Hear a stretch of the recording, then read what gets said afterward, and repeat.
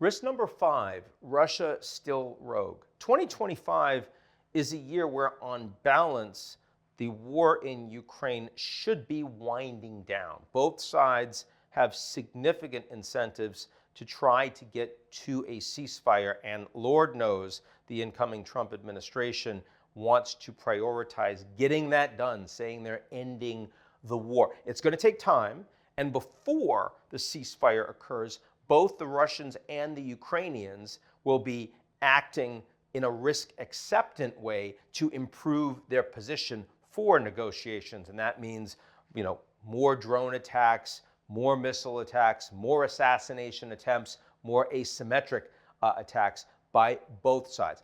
But even once a ceasefire comes into place, which is more likely than not, Russia is still going to be a rogue state. This is not an agreement on negotiation status for Russia and Ukraine.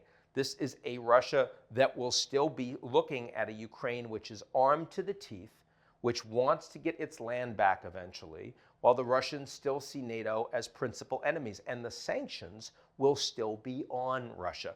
The assets, the hundreds of billions of sovereign Russian assets, will still be frozen, many of them still being used by NATO to help the Ukrainians engage in reconstruction.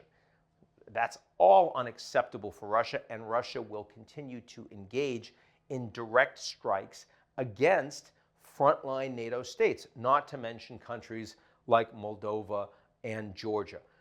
That's a big problem for the most powerful rogue state in the world, Russia, with allies that are also chaos actors globally, like Iran and especially North Korea. The potential that Russia conflict with NATO is increasing over 2025 is high, not low, despite the fact that the Ukraine war is likely to grind to a standstill.